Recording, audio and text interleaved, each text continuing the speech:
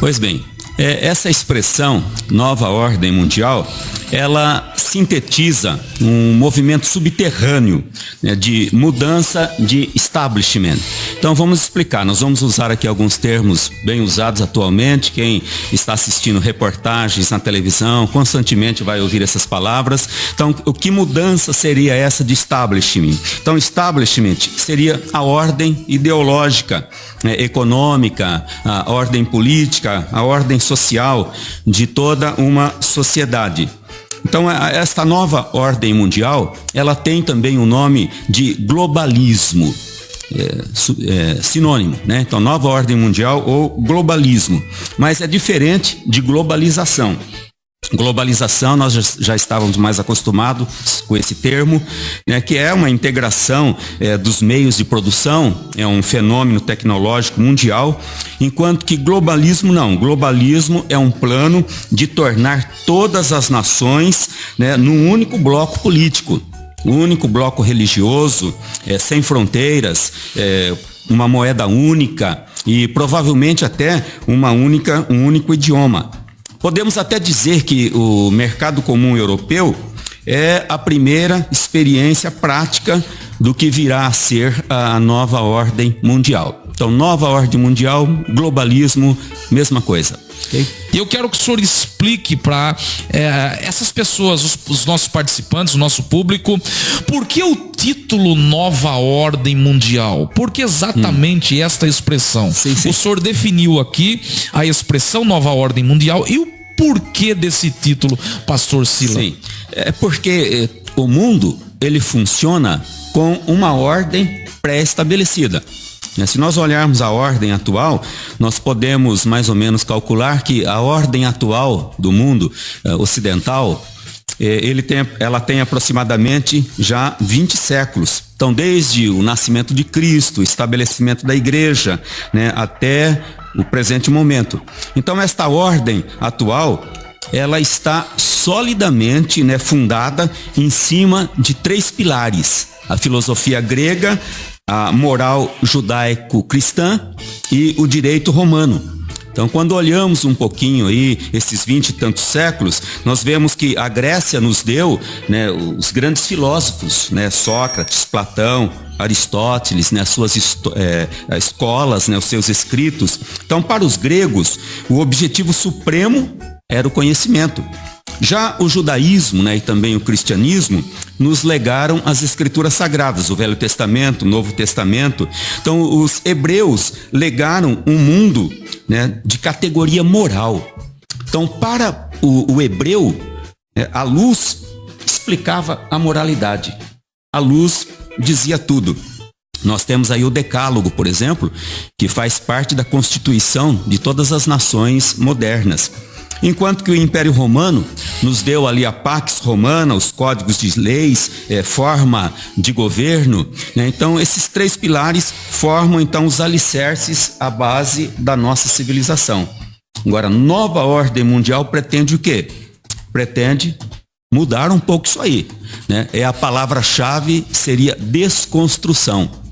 Desconstruir os valores, os costumes, as crenças, né, desta ordem atual, para mudar isso aí. Interessante que um filósofo muito acompanhado hoje na internet, o Olavo de Carvalho, ele afirma que quando uma cultura é banalizada, não há mais família no modelo tradicional, não há casamento, não há fé em Deus, e onde todos priorizam o prazer, esta cultura não resiste a um exército disciplinado que venha para tomar o poder. E ele diz ainda que civilização é somatória de idioma e religião.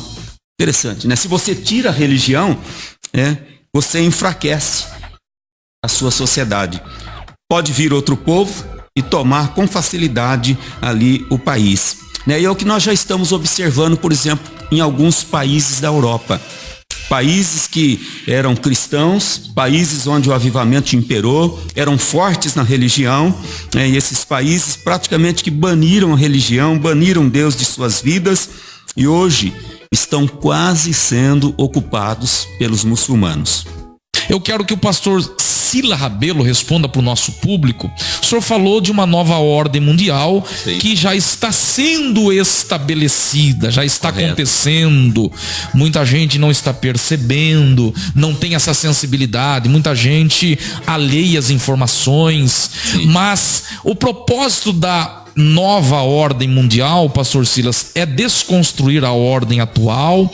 E como que isso está acontecendo nos corredores, nos bastidores? Existe um propósito. Eu quero derrubar a atual. Existe um propósito e um propósito nobre, né? Um propósito nobre, aspas aí. Eu quero que o senhor explique, por gentileza.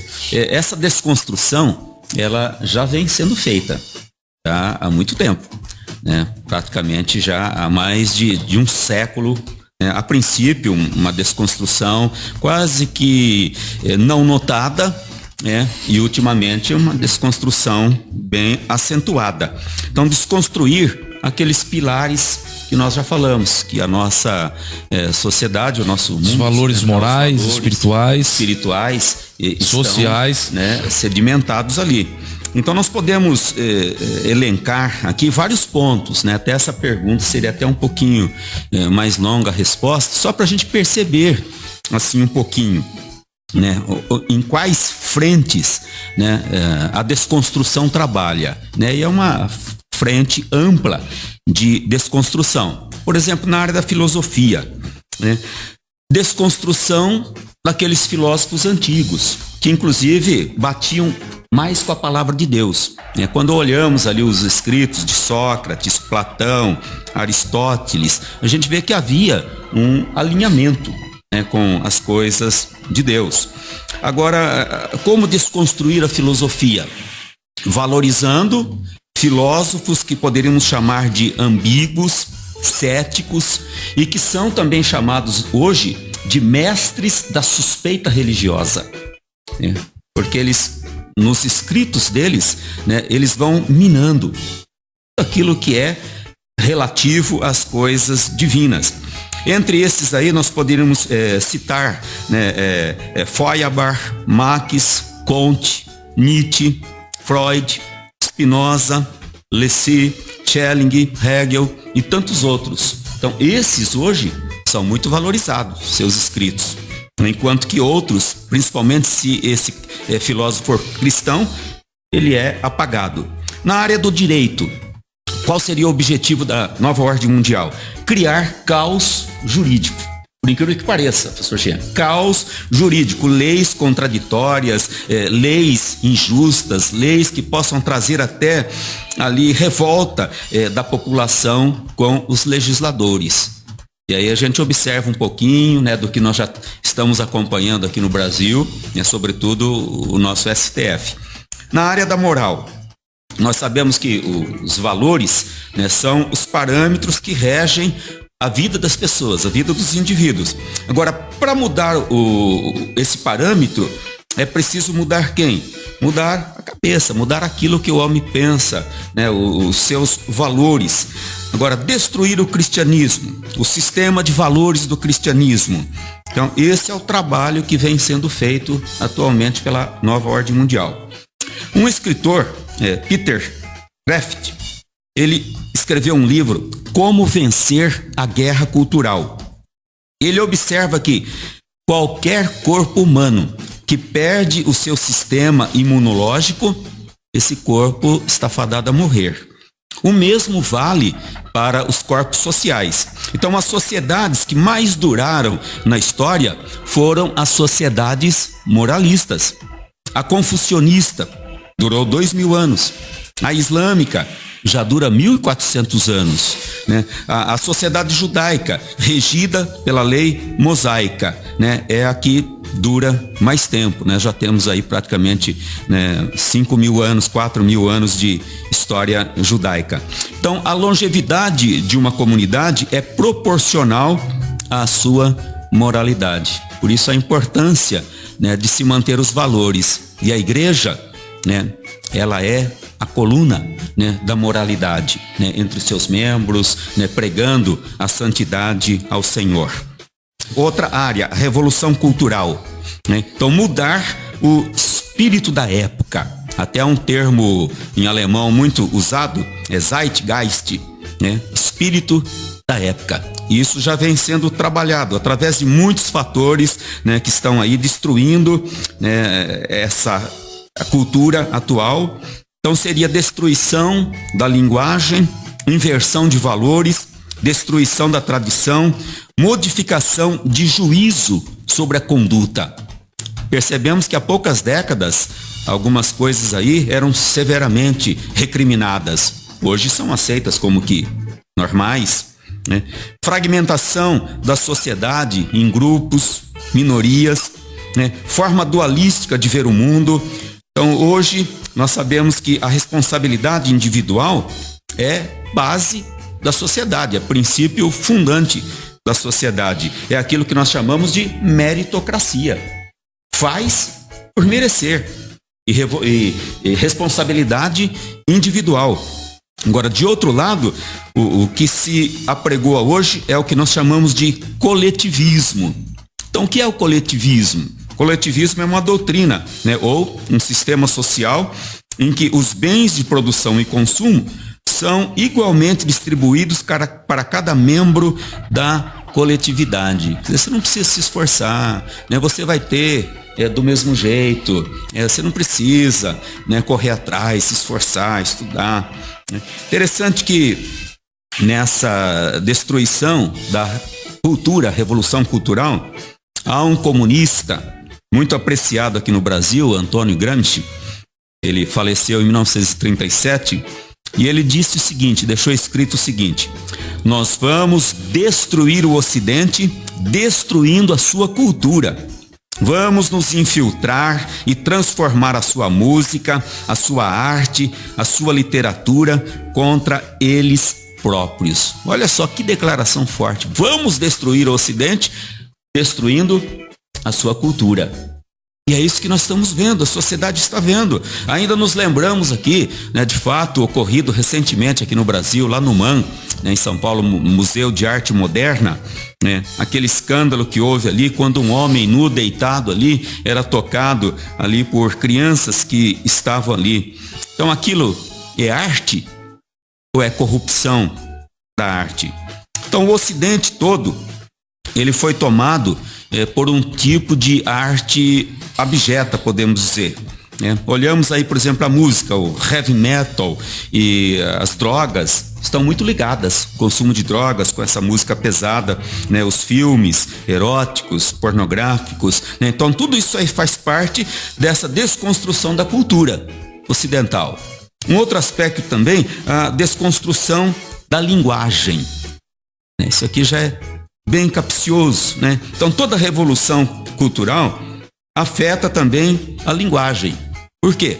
Porque religião e linguagem, né, então fazem parte aí de um cimento de um povo, algo que une. Então o objetivo é fazer com que as palavras percam o sentido, que as pessoas não tenham mais aquela capacidade, né, de analisar, de verificar um texto, compreender claramente. E aí nós temos a linguagem do politicamente correto, né? Nós já estamos aí acostumados. Então o que faz essa linguagem do politicamente correto? Ela substitui uma palavra até então forte, uma palavra conhecida, por uma expressão vazia. É uma espécie de eufemismo, né? Exemplo, palavra conservador. Olhando esta palavra, não no sentido clássico que ela tem, mas no sentido moderno do politicamente correto. O que é o conservador hoje, pela ótica do politicamente correto? Uma pessoa, né, com ideias, o conservador, né, uma pessoa com ideias retrógradas, um camarada radical, né, extremista. A palavra progressista, uma pessoa com bons olhos, né? Uma pessoa com abertura mental, né? Uma pessoa atualizada com os avanços sociais. E por aí vai. Pastor Jean, não sei se você, quando olha as reportagens na televisão, e é interessante a gente começar a observar isto. Por exemplo, quando se referem a assuntos da Palestina, nenhum repórter trata o grupo Hamas, por exemplo, de grupo terrorista. Normalmente eles falam o quê? Radicais. Movimento ou organização islamita. Né? São radicais, mas não fala que é grupo terrorista. Quer dizer, amenizou o termo. Agora, na Páscoa, dia 21/4, nós tivemos ali um terrível atentado contra as igrejas no Sri Lanka. 253 mortos, 500 feridos. O digníssimo ex-presidente dos Estados Unidos, Barack Obama, ele escreveu ali no Twitter dele, dizendo assim: os adoradores da Páscoa foram atacados no Sri Lanka. Por que ele não disse os cristãos foram atacados? Os adoradores da Páscoa. Então isso é desconstrução da linguagem. E o que dizer então na área da família? Essa desconstrução da família. Então esses detentores aí do poder mundial planejam ocupar o lugar da família e do Estado. Então já não é mais você, pai, mãe, quem educa seu filho. É a escola, são os meios que estão aí. É interessante que no Manifesto Comunista, isso é um documento que está aí, todo mundo pode consultar, de 1848, o Manifesto Comunista, Karl Marx propôs ali a abolição da família nos moldes tradicionais. Então, o que é o molde tradicional de família? Pai, mãe, homem, mulher e a prole, a sua prole. Um escritor, Friedrich Engels, ele escreveu um livro onde propôs a destruição da família. Por quê? Porque a família é a causa do surgimento da propriedade privada. Então, isso não pode, você ter uma propriedade. Um outro filósofo, Herbert Marcuse, sociólogo, ele escreveu um livro, Eros e Civilização, onde ele advoga que as crianças precisam ser libertas daquela razão grega dominadora, e trocar isso aí por uma razão hedonista do prazer. Ou seja, trazer a sensualidade para as crianças, erotização das crianças, pedofilia e outras coisas terríveis. E muitas outras áreas nós poderíamos citar aqui, como na área do declínio da autoridade, a autoridade dos pais, a autoridade dos mestres, a autoridade dos livros, textos, autores, e aí entra inclusive a Bíblia, como um livro sagrado por excelência, revelação de Deus. Então tudo isso tem que ser desconstruído. É o que eles estão pregando aí, desconstruir inclusive a autoridade do Estado. Por que hoje a gente está vendo tanta rebelião, tanta coisa? Porque se apregoa a destruição do Estado. E o Estado também tem uma função divina, tanto que Deus nos manda orar pelas autoridades constituídas. Então, na destruição de todas as autoridades está a autoridade do Estado. Pessoas que têm administrado países importantes, como por exemplo Barack Obama, que foi o presidente, no caso ali dos Estados Unidos da América do Norte, ele incentivou, financiou, podemos dizer ali, a indústria abortiva, o lobby gay, feminista, a ideologia de gênero, legalização das drogas e outras pautas globalistas. Interessante que assim que o Obama assumiu, ele parou imediatamente com as orações na Casa Branca. Não havia mais, inclusive aboliu o Dia Nacional de Oração na Casa Branca. Mas ele hospedou ali uma grande festa para lançar o mês do orgulho gay e lésbico em junho de 2009 e reconheceu o mês islâmico sagrado do Ramadã na Casa Branca. Então esse é um exemplo de um líder mundial. Quando olhamos aqui, por exemplo, o nosso próprio país, no governo Lula, na internet, isso está aí disponível, você pode acessar isso aí, um discurso do nosso ex-presidente, numa reunião fechada do PT, onde ele disse o seguinte: Eu penso que as pessoas devem se filiar ao PT, primeiro porque o PT precisa convencer as pessoas à negação da política. Fascismo, nazismo, qualquer outra coisa menos democracia. Olha só, menos democracia.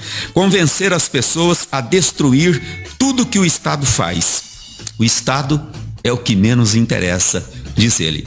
Então está, né, toda essa rebelião que nós temos hoje aí. Por quê? Desconstrução da autoridade, né? E os lares estão sentindo isso. Pastor Sila Rabelo, existe um só grupo que conspira, que está abrindo caminhos para a nova ordem mundial, ou existem vários grupos? Responda de forma dinâmica, pastor, porque eu tenho aqui mais umas 5 perguntas para o senhor, o povo quer saber. Senhor. Muito bem. Na verdade, existem três grandes forças, com essa mesma pretensão, com essa mesma aspiração de dominação mundial. Então nós temos aí a primeira força, que seria o movimento comunista internacional.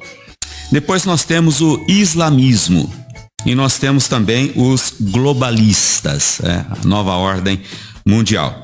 Então, explicando rapidamente aí cada um desses grupos aí, o movimento comunista internacional, hoje liderado pela Rússia e pela China. Olha aí, duas potências, né?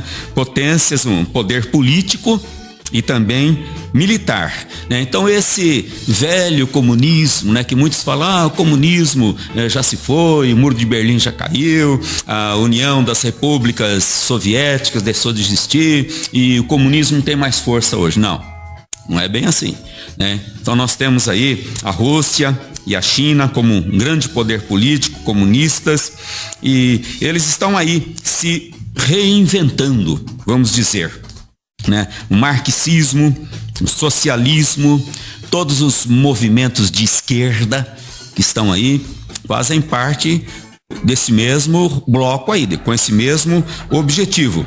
E eles apregoam hoje a hegemonia esquerdista no poder político. E eles estão até usando o próprio capitalismo. Interessante que muitos poderes, né, econômicos do capitalismo estão financiando hoje o comunismo internacional. E eles têm aí a sua agenda, chamada de agenda progressista, né? Olha aí, que nós já falamos lá do sentido das palavras, agenda progressista. Então, o que é esta agenda progressista? Descriminalização do aborto, casamento gay, trânsito imigratório entre as nações. A gente tem visto aí o problema grave da imigração, liberação das drogas, e às vezes a gente não sabe o que está por trás. Então, o que é que está provocando esse movimento grande migratório? As cotas raciais, privilégio para as minorias, fim da meritocracia, o feminismo que está tão em voga hoje, aí, empoderamento, financiamento das militâncias. Financiamento das militâncias de esquerda, né, ideologia de gênero, legalização das drogas que você falou, né, pautas ambientais e, é claro, o banimento do cristianismo. Interessante que no ano de 1929 foi criada na União Soviética a Liga dos Ateus Militantes. E o objetivo qual era? Eliminar a religião. Nós sabemos que o cristianismo foi fortemente, né, perseguido atrás da chamada cortina de ferro, né, pastores banidos, igrejas banidas, né, fechadas. Então, a capa dessa revista de 1999, ela mostrava 2 operários jogando Jesus fora de um carrinho de mão. Interessante, né? Só que o líder dessa própria Liga de Ateus, ele tentou, né? O nome dele, Emelian Yaroslavsky. E ele ficou frustrado porque parecia que batia nos crentes ali mesmo, dentro do próprio bloco, na Rússia, mas era difícil chegar ali à destruição. E aí ele disse o seguinte: o cristianismo é mais ou menos como um prego. né? Quanto mais se bate, né, mais ele penetra. Aleluia. Né? Então, esse ainda é o objetivo, né, do comunismo internacional, banir o cristianismo. Mas e a outra força? Segunda força, o islamismo. Um poder também religioso e também militar, né? E o crescimento do islamismo tem sido grande, inclusive na Europa, né? Assustador, ameaçador, inclusive em muitos países da Europa, que hoje grande parte, parcela da sua população está praticamente tomada. Olha o caso da França. Taxa de natalidade, eu ouvi dizer, pastor Sila, não sei se o senhor está de acordo com essa estatística, 4-1, e até 2040, 2050, sim, eles vão dominar totalmente a Europa. Porque hoje os casais, quando muito, um filho, né? Enquanto que uma taxa de natalidade para preservar uma cultura teria que ser pelo menos 2 ou acima de 2. E esse fluxo migratório de islamitas, né, e de árabes para esses países aí, né, está fazendo essa descompensação aí. Agora, o islamismo é uma força que pretende dominar o mundo, inclusive a própria palavra Islã. A palavra Islã significa sujeição. Então, na ótica deles, todas as nações têm que se curvar ao seu Deus e à sua doutrina. Nós estamos lembrados ainda há poucos anos, né, o presidente Ahmadinejad, que governou o Irã de 2005 a 2013, e aquele presidente, ele afirmou abertamente que Israel deveria ser varrido do mapa, né? Porque Israel é um empecilho atualmente para uma conquista do islamismo, assim como o cristianismo, né? Israel também, né? Mas nós descansamos no quê? Na palavra de Deus, pastor Gil. Amém. Nas promessas de Deus, na Escritura, como por exemplo Amós capítulo 9, verso 5. Nesse texto Deus diz o seguinte: plantarei Israel em sua própria terra, para nunca mais ser desarraigado da terra que lhe dei, diz o Senhor, o seu Deus. Olha aí que coisa tremenda. Então a gente vê todo esse movimento, as nações árabes querendo riscar Israel do mapa, mas não pode, porque é a palavra de Deus, o cumprimento da palavra profética. Então sabemos que isso não vai acontecer. Quem quiser entender um pouquinho mais aí do movimento islâmico, deveria assistir, por exemplo, no YouTube, os vídeos de uma jornalista cristã, maronita, libanesa, Brigitte Gabriel. Então coloque lá no YouTube, Brigitte Gabriel, procure assistir ali os vídeos dessa jornalista. Então são essas forças, né? Então primeiro, né, o movimento comunista internacional, segundo, o islamismo, e a terceira força que disputa também aí o domínio mundial são os globalistas, ou seja, os ocidentais. Quando falamos de ocidentais, nós falamos de uma elite financeira ocidental, representada aí por famílias poderosas, né? Representadas por algumas sociedades quase que secretas, como a Fabian Society, a maçonaria, os Illuminatis da Baviera, Clube de Roma, inúmeras fundações poderosas que atuam no mundo todo, inclusive no Brasil, e ONGs também, que estão aí fazendo esse trabalho também. Então a nova ordem mundial, ela está muito bem identificada nos movimentos globalistas, os grandes banqueiros internacional, corporações, fundações e, por incrível que pareça, até a ONU, Organização das Nações Unidas, trabalhando, né, a serviço da nova ordem mundial, né? Então, questões fundamentais para a implantação desta nova ordem mundial, né, estão sendo trabalhadas dia a dia nessas agendas que estão aí e que são impostas pela ONU a essas nações. Nós nos lembramos ainda, eu me lembro ainda, quando Fernando Haddad tentou colar ali aquele kit gay, e devido a tanta pressão a sociedade resistiu. Logo depois que aquilo foi retirado, a ONU expediu ali uma nota recriminando o governo do Brasil. Então a ONU, que foi criada, né, para paz mundial e para defender, né, a paz mundial, hoje a serviço desta elite mundial.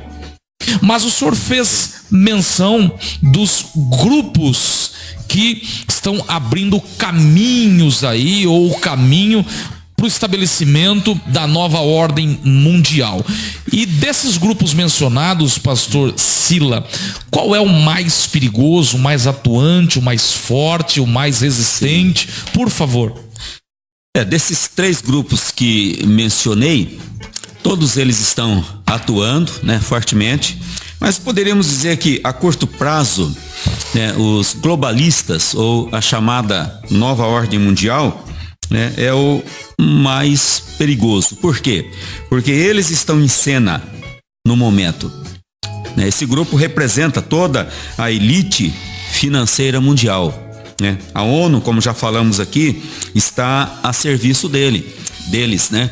Várias sociedades, né, secretas que estão aí, como maçonaria, Illuminati da Baviera, o G7, né, fundações poderosas que estão aí, como a Acorn, Bill e Melinda Gates, fundações como a Ford, Rothschild, Carnegie, Kellogg, Open Society, Soros, Aves, World Vision, Oxfam International, Clube de Roma, Clube Bilderberg. Então, todas essas instituições estão trabalhando para essa finalidade. Aqui na América do Sul, as organizações que financiam as campanhas antidemográficas e abortistas são fundações, por exemplo, como a Ford Foundation, a Packard Foundation, a Fundação Rockefeller, a Open Society do George Soros, né, esse multimilionário que financia muitas dessas ONGs e associações que estão aí, inclusive o antigo ou ainda existente Foro de São Paulo, né? E praticamente a esquerda no mundo todo, né, financiada aí por este multimilionário George Soros. Então a ONU, por exemplo, ela foi cooptada, né, para trabalhar a serviço do socialismo mundial. Todas as suas agências hoje estão a serviço, né, da esquerda internacional, defendendo aí, né, todas essas agendas da nova ordem mundial, né, como aquelas que já citamos aqui, do aborto, da ideologia de gênero, feminismo, a bioética, conservação ambiental, agenda LGBT, né. Podemos até dizer, pastor Jean, que aquele mesmo espírito, né, que praticamente induziu no início do mundo a construção da Torre de Babel, é esse mesmo espírito de ambição que hoje está dominando aí este movimento de esquerda em todo o mundo, ou pelo menos está por trás aí dos globalistas. Pegando carona nesta quinta pergunta, pastor Sila, sim, o cristianismo é um movimento que atrapalha o estabelecimento oficial? O cristianismo, ele retarda esse estabelecimento? O cristianismo é uma oposição ferrenha, uma oposição significativa ao estabelecimento da nova ordem mundial? Sim. Plenamente, com toda certeza, sim. E eu fico imaginando, pastor Jean, se esse sal que o nosso Senhor Jesus deixou aqui, né, a igreja, o cristão é o sal, né, é o que dá sabor aí à sociedade. Se a igreja não estivesse presente aqui, eu creio que o mundo, na forma como nós o conhecemos hoje, ele já não existiria mais. Então, com toda certeza, o cristianismo hoje, né, em todos os sentidos, né, sentido cultural, espiritual, ideológico, atrapalha plenamente os planos da nova ordem mundial. É interessante que não apenas o cristianismo, né, os globalistas, eles estão agindo hoje para destruir os Estados Unidos, Israel e o cristianismo. Olha só, são os inimigos identificados e combatidos hoje. Os Estados Unidos, por quê? Porque os Estados Unidos ocupa hoje uma posição importantíssima no mundo, defende, né, os valores, né, da liberdade, os valores cristãos, né, a tradição cristã que os Estados Unidos têm e seu apoio a Israel, né? Então, os Estados Unidos acaba se tornando aí um grande impedimento, por ser uma potência mundial e por defender esses valores. Agora, imagine os Estados Unidos hoje com Donald Trump, né, advogando ali valores conservadores, né, que são chamados aí valores de direita.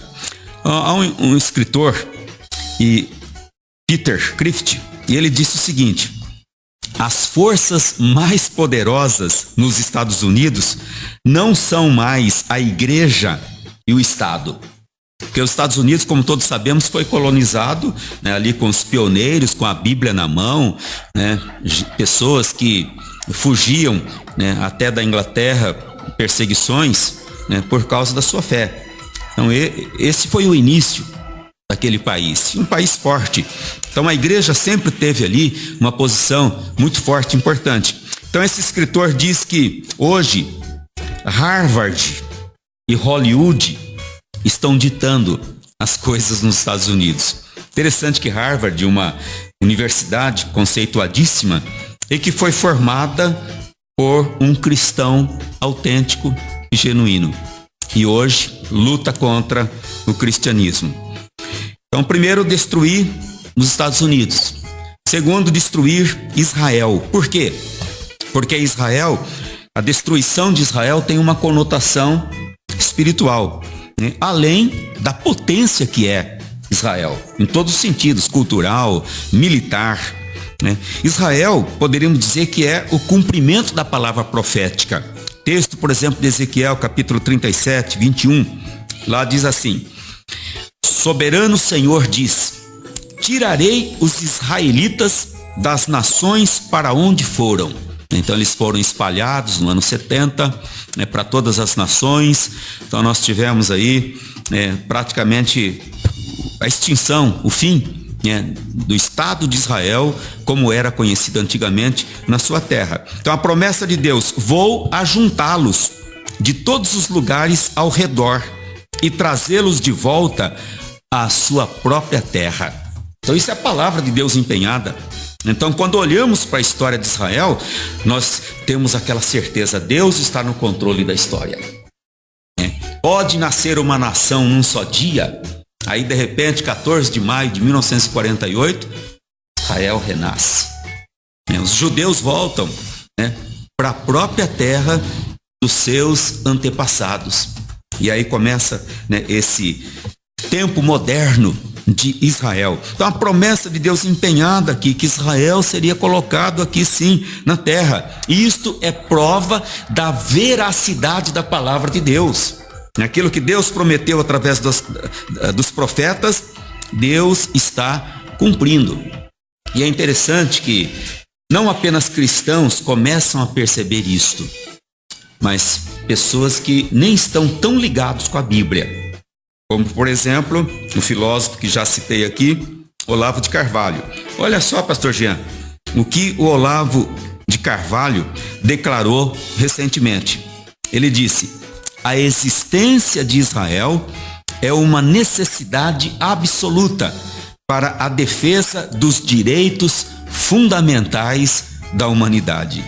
Quem está contra Israel está contra a espécie humana. Incrível isso, tremendo, né? Por que Satanás se levanta tanto contra Israel como se levantou? Assim que Israel, né, foi declarado nação, reconhecido pela Organização das Nações Unidas, todas as nações árabes se levantaram contra Israel.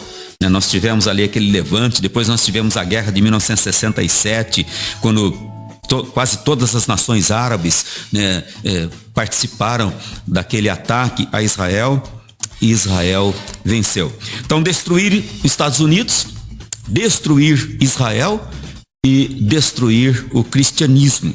E eu creio que esse ponto, destruição do cristianismo, será o maior esforço dos globalistas, né, do anticristo, porém um esforço sem glória. Porque quando olhamos a história do cristianismo, ela começa em um mundo que rejeitava o cristianismo. Nasce ali, né, em Jerusalém. Na época, Israel fazia parte ali do Império Romano, e durante 3 séculos o cristianismo foi religião não lícita. Não era permitido oficialmente ter o cristianismo, né, como religião, né? Então foram 3 séculos de perseguições. Na época, por exemplo, do imperador Diocleciano, foi planejado aquilo que se chamou de terminalia. Terminar, né, em honra ao Terminus, Deus das fronteiras. Olha só. Então, no dia 23 de fevereiro de 303, foi a data marcada para pôr fim ao cristianismo. Interessante. Data marcada para pôr fim ao cristianismo. O próprio imperador Diocleciano, juntamente com Galério, eles foram na cidade de Nicomédia para acompanhar ali a destruição do templo, a queima dos livros e a matança dos cristãos. Mas será que conseguiram?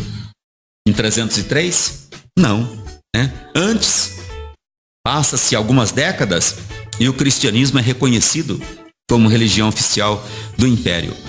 Depois, já na época dos papas, né?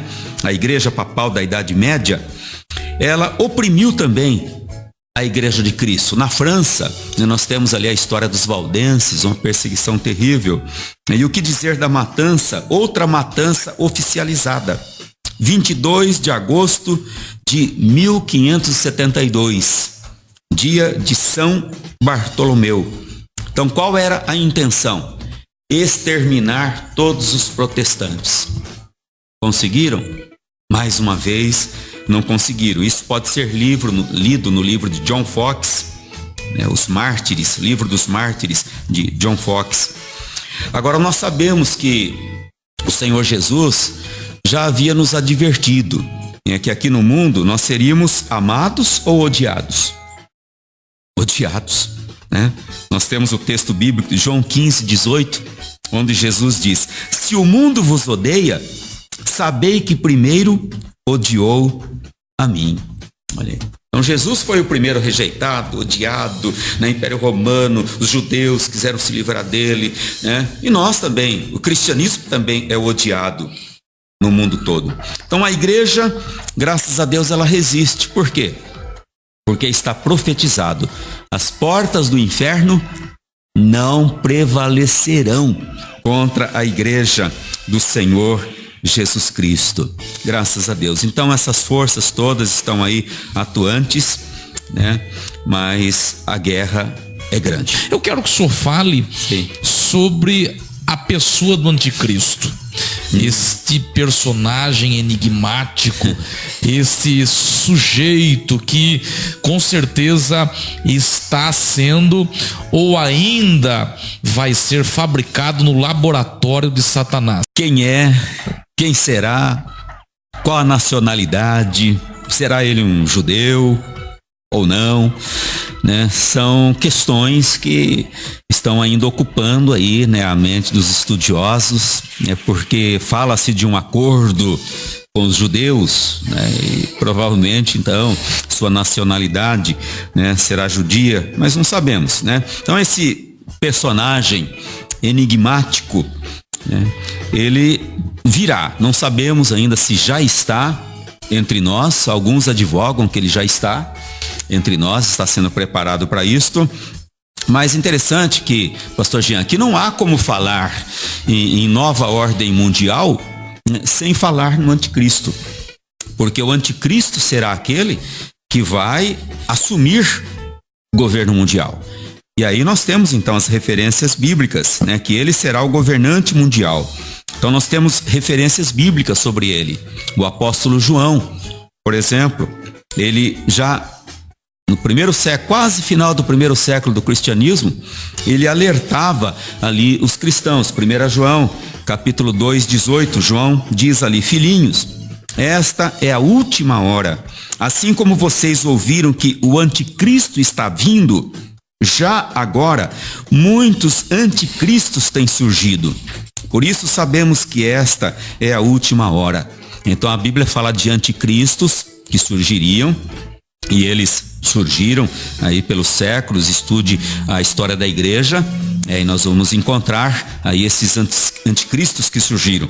Mas João fala do anticristo no singular. Então o anticristo, ele será um líder carismático, provavelmente um orador muito virtuoso, que vai impactar, com seus discursos o mundo todo moderno. Vai tentar ou vai resolver todos os problemas mundiais. Será quase que um Messias satânico, que vai se apresentar para o mundo todo. E a Bíblia traz algumas características dele, nomes inclusive. Ele é chamado de homem vil ou desprezível. Então Daniel capítulo 11, 21, lá está escrito: depois se levantará em seu lugar um homem vil, ao qual não tinham dado dignidade real, mas ele virá caladamente e tomará o reino com engano.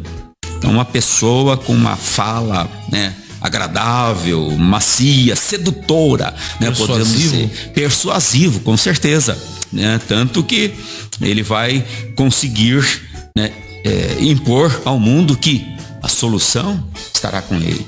Ele trará a solução dos problemas do mundo. E ele será também um ditador, a princípio persuasivo, carinhoso, mas depois se apresentará como ditador, porque está escrito Daniel 11:36 que ele fará segundo a sua vontade, e não segundo a vontade de uma assembleia, de um parlamento, mas fará segundo a sua vontade.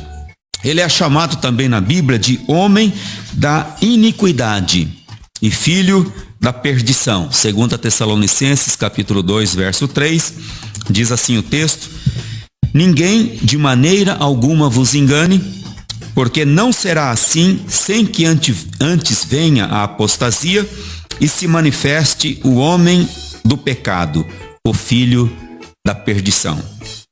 Provavelmente ele será um político gay. Olha aí, a Bíblia tem um texto intrigante sobre isso. Está em Daniel 11:27, que diz que ele não terá respeito aos deuses de seus pais, nem terá respeito ao amor das mulheres. Então, com certeza, não será um heterossexual, provavelmente um governante homossexual.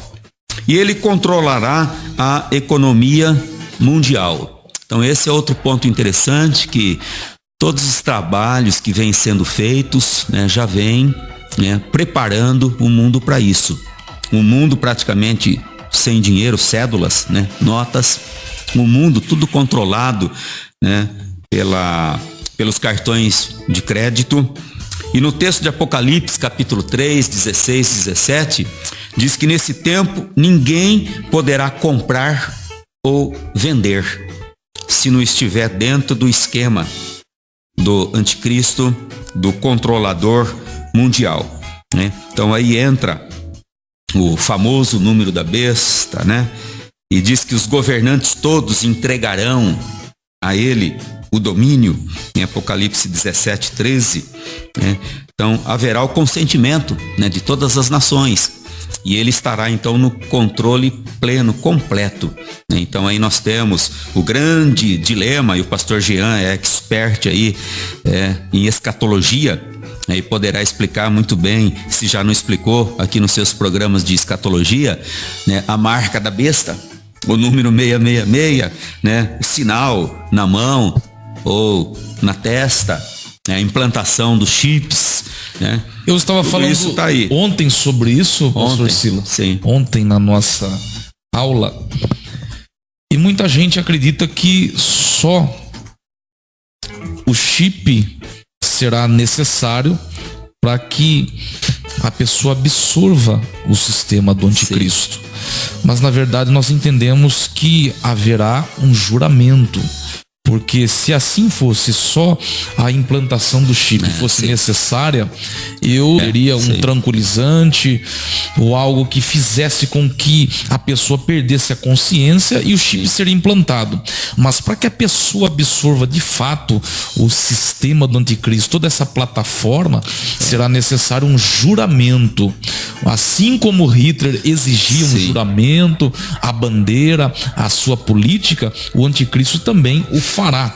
Porque Hitler, querendo ou não, ele foi uma sombra, um tipo do anticristo. Então, toda a estratégia de Hitler, toda a sua política, a sua caminhada aponta para a atuação do anticristo. Só que o antítipo sempre é superior ao tipo. E o senhor sabe muito bem disso.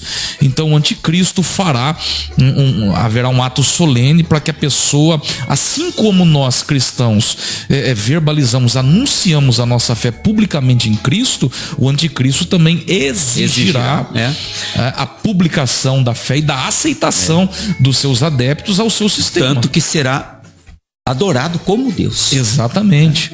Então será, e aí as pessoas começam a perguntar de detalhes e detalhes que foge. Nós não temos conteúdo bíblico, não temos como nos escorar na Bíblia para maiores detalhes. No entanto, eu deixei muito bem claro que se a pessoa quiser saber de fato como será, é só continuar brincando de ser crente, que a pessoa é só continuar brincando de vida cristã, fazendo da igreja um parque de diversões, que vai ficar sabendo na íntegra de tudo isso. Pastor Silas, o horário avança, as horas se avançam, e eu quero que o senhor fale, diante de tudo isso, do exposto, nós estamos falando da nova ordem mundial, todo esse murmúrio, essa máfia mundial, todo esse murmúrio, essa máfia, esse negócio, essa plataforma que está sendo construída, o senhor acha que isso não pode ser apenas, essa é a pergunta de muitos, apenas uma teoria da conspiração, uma ideia, fruto de sonhos, imaginação de alguém? O que faz com que as pessoas de fato acreditem nessa nova ordem mundial, no seu surgimento, no seu crescimento e no seu estabelecimento?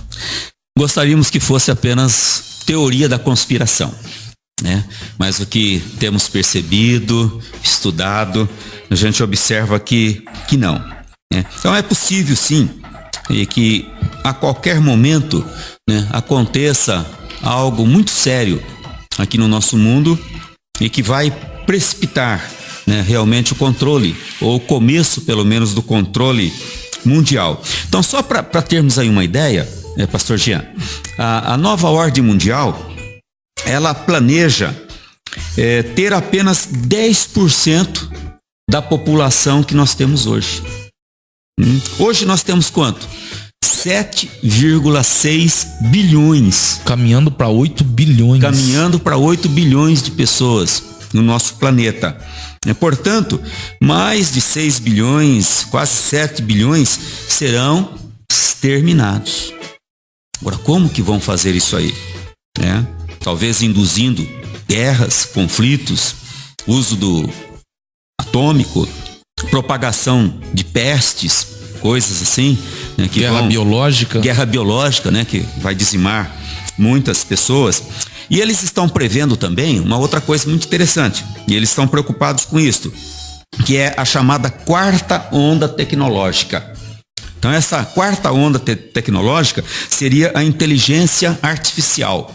Então robôs altamente especializados, fazendo aí praticamente todo o trabalho. Não vai ter emprego para todo mundo. Então o mundo que hoje já tem problema de trabalho, caminhando para 8 bilhões, com a quarta onda tecnológica, como que vão resolver o problema? A gente observa aí, por exemplo, a indústria automobilística. Ela foi uma das pioneiras a usar esse sistema de robôs. Quanta gente não perdeu o trabalho? Você imagine hoje, isto aí sendo implantado, essa quarta onda tecnológica. Aqui em São Paulo, recentemente, foi inaugurada uma loja chamada Zait. Não tem nenhum funcionário na loja. Você baixa um aplicativo, se cadastra ali, faz ali o reconhecimento facial, fornece ali o seu número de cartão de crédito, aí você entra, compra, coloca tudo que você quer ali na sua cestinha e sai. O sistema já reconheceu. Libera a compra.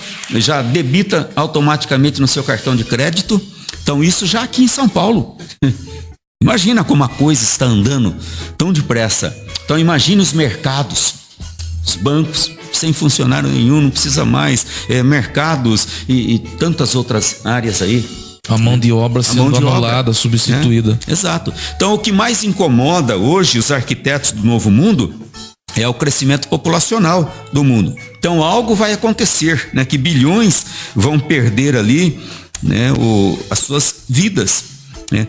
Interessante que há um monumento nos Estados Unidos, meio misterioso, né, chamado ali Georgia Guidestones. Foi inaugurado em 1980 e lá nós temos aquelas pedras com chamados 10 mandamentos da nova ordem mundial. O mandamento número 1 é manter a humanidade abaixo dos 500 milhões de habitantes. Olha aí. Que plano. Então isso já é plano, está aí, e a sociedade parece que está aí sem fazer nada, né? Tantas outras coisas que já vêm sendo feitas, né, para diminuir a população, né? A primeira fase foi planejamento familiar, a segunda fase foi aborto e toda essa indústria da morte, né, dos nascituros. A terceira fase agora, né, que está sendo implantada, já é mais sutil, né? Trabalhar a parte psicossocial da mulher, para que ela não queira ser mãe, e se caso acontecer, para que ela aborte, né? E todas essas agendas que estão aí. Entre na internet, procure ali Agenda 2030 da ONU, né? Você vai achar todo o documento ali, lá tem 17 diretrizes da ONU.